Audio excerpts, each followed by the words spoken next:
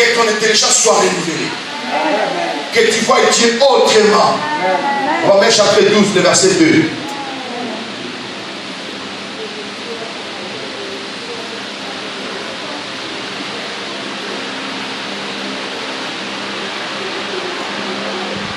Ne vous conformez pas au siècle présent, mais soyez transformés par le renouvellement de l'intelligence, afin que vous discerniez quelle est la volonté de Dieu, ce qui est bon, agréable et parfait. Ne vous conformez pas au siècle présent.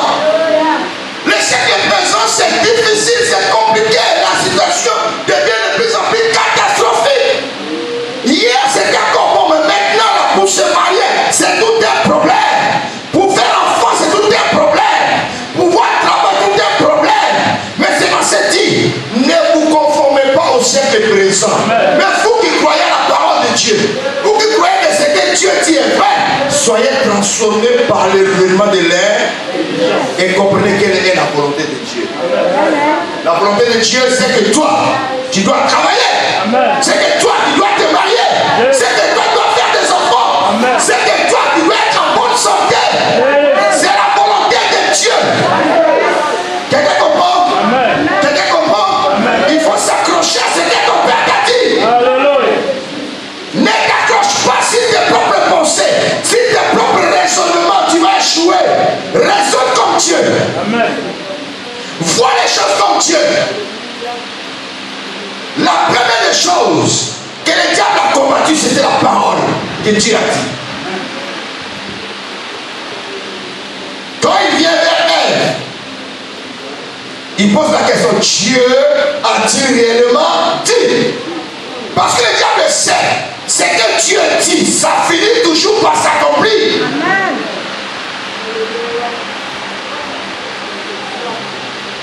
Est-ce qu'il y a quelqu'un qui comprend ce message? Dieu a-t-il réellement dit que vous ne mangerez pas tous les arbres du jardin? Elle répond non. On peut manger tous les arbres du jardin, sauf l'arbre de la connaissance du bien et du mal. Et il a dit quoi? Dieu a dit les jours où nous en mangerons, nous mourrons. Il dit non, vous ne mourrez point. Il a fait de mettre les doutes à ce que Dieu a dit. Frère, il y a une pensée en toi qui te fait croire qu'il n'y a rien qui va changer dans ta vie. Tu as tout essayé, tout tu es arrivé là, c'est terminé. Tu es arrivé au terminus.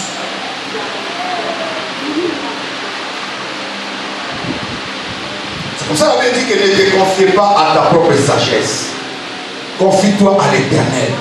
Accroche-toi à ce que Dieu t'a dit. Ce que Dieu t'a dit, c'est ça qui importe, c'est ça qui est important.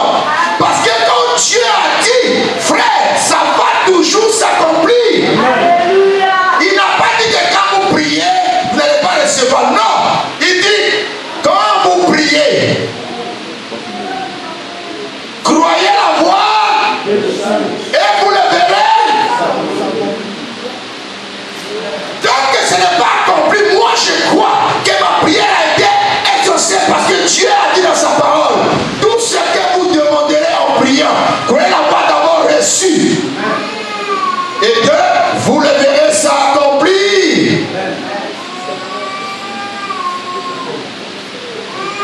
Frère, chaque fois quand je lis ce texte d'Élie et la femme, le peuple ne s'arrête pas. Je me dis que marcher avec Dieu, c'est une grâce. Et l'Église doit comprendre.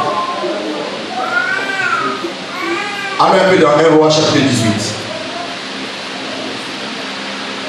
1 Roi chapitre 18. On va lire simplement par du verset 36.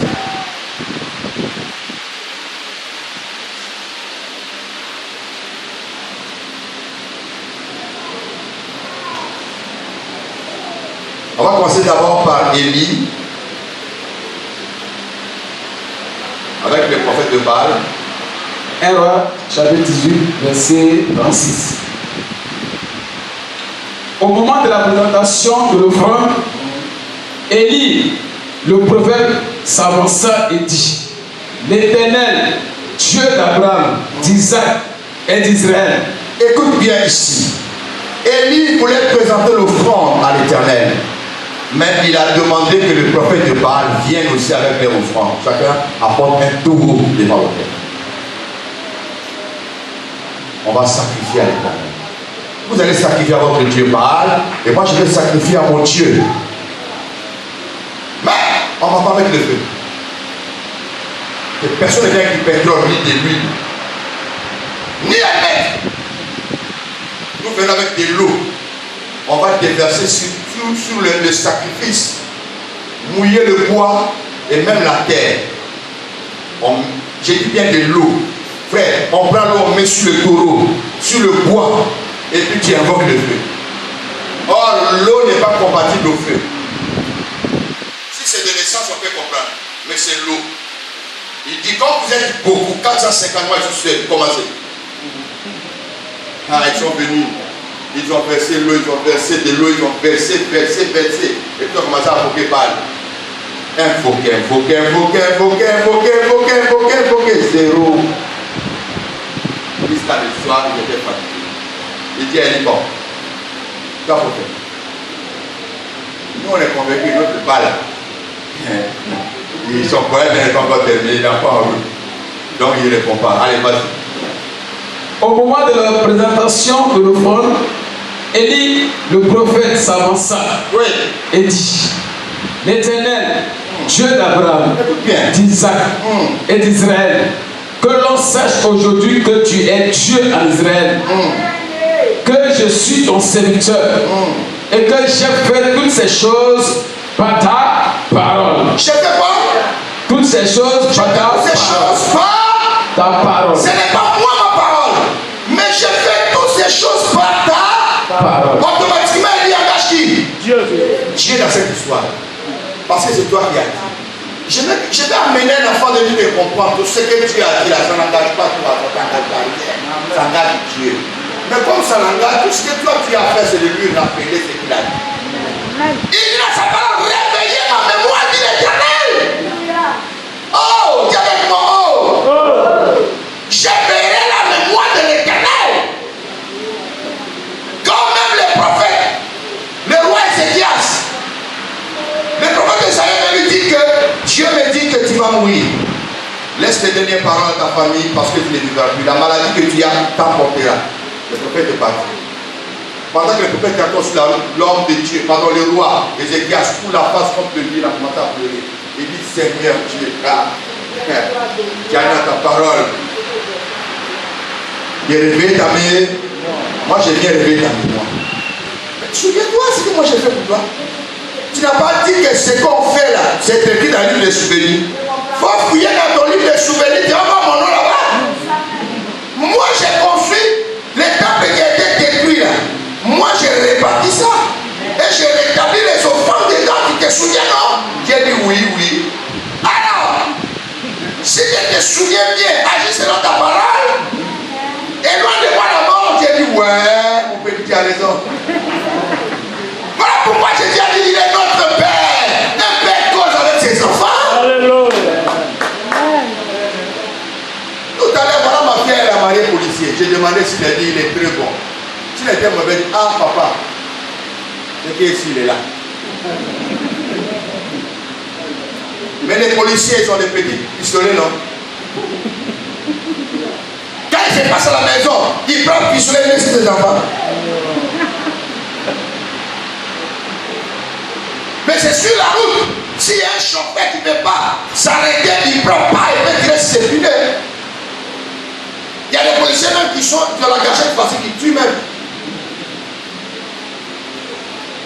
Mais quand le Père sait que c'est mon enfant, il dit asseyons-nous. La parole qu'on dit ici à Côte d'Ivoire, ça vient de la Bible. Jésus a dit, la parole dit plaidons ensemble. Dieu cherche ses enfants pour plaider, pour parler avec Dieu. Il ne faut pas voir Dieu qui est un papa coléreux. Il a grenade ici, il a chicote ici, il a calache ici, il a lance-roquette, tu t'attends, il faut bien parler, sinon je vais placer. Non, frère, nous sommes au temps de la grâce. Quel est quoi le temps de la grâce? Le sang de Jésus apaise sa colère. Et quand il parle comme ses propres enfants. Quelqu'un comprend? Amen. Dieu, j'ai fait toutes choses selon ta parole. Maintenant, exhorte ton serviteur. Et qu'est-ce qui arrive? Réponds-moi, Éternel. Réponds-moi, afin que ce peuple reconnaisse que c'est toi, l'Éternel, qui est Dieu, et que c'est par toi qui ramène les cœurs. Et le feu de l'Éternel tombe pas. Le feu de l'Éternel Et tombe pas. Pourquoi? Parce qu'il a fait toutes choses selon la parole de Dieu. J'ai fait toutes choses selon ta parole. Et le feu de Dieu tomba, consumant l'Holocauste, le bois, les pierres et la terre. Et la terre. Et il absorba l'eau qui était dans le fossé. Les gens étaient étonnés, ouais. Les dieux délient les dieux. Frère, donc nous allons nous éloigner et douter de ce que Dieu t'a dit. Tu auras tous des problèmes dans ta vie. Hein? Tu vas pas toujours te retrouver. Hein? Tu vas tout penser que Dieu t'a abandonné. Hein? Non, frère. Dieu ne peut pas t'abandonner. Il dit dans sa parole, celui qui se confie à l'Éternel, il ne sera pas confus. Le problème de Ève, c'est parce qu'elle a écouté ce que le serpent dit. Voilà le problème qui arrive. Le Seigneur n'avait pas écouté. Et qu'Adam n'avait pas écouté la parole du serpent par sa femme, on n'allait pas être là. Dieu a dit non, il a menti. Oh, il sait que si vous mangez, vous serez comme lui. Ah bon? Vous n'allez pas mourir. Donc ils ont douté à la parole de Dieu et ils ont commis les. Comment?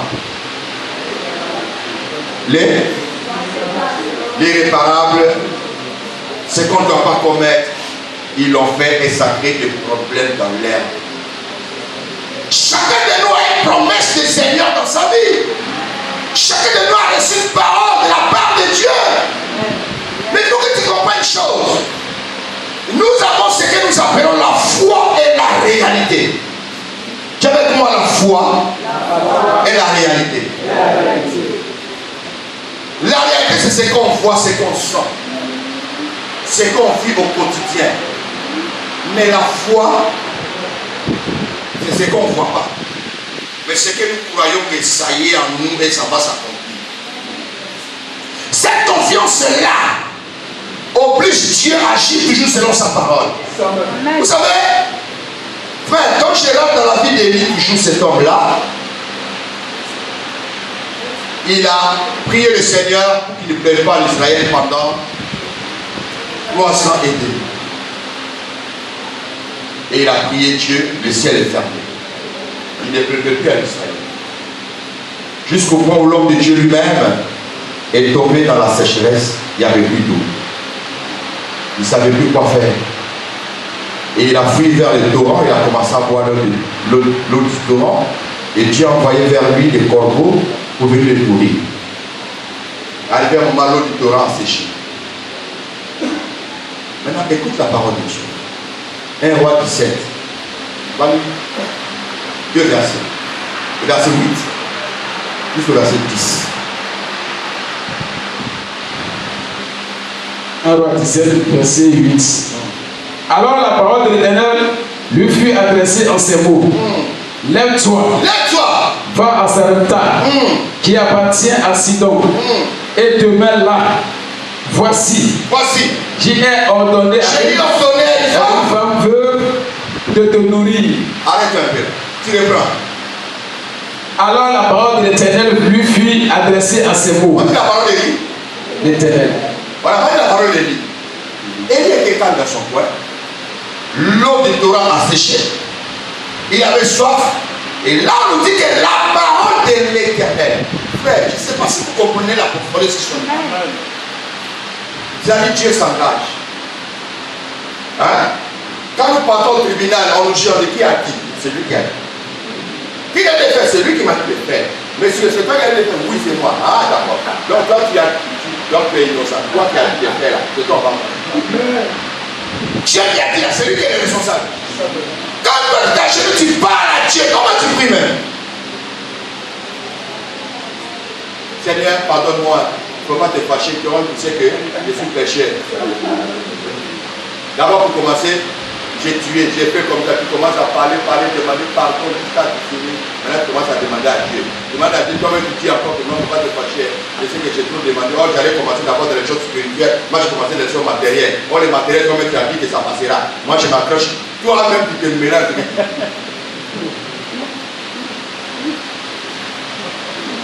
Prenez notre Dieu comme notre Père. Est-ce que vous comprenez un peu? Quand tu viens devant ton papa, tu vais demander, on t'a chassé à l'école, tu as besoin de l'argent de la scolarité.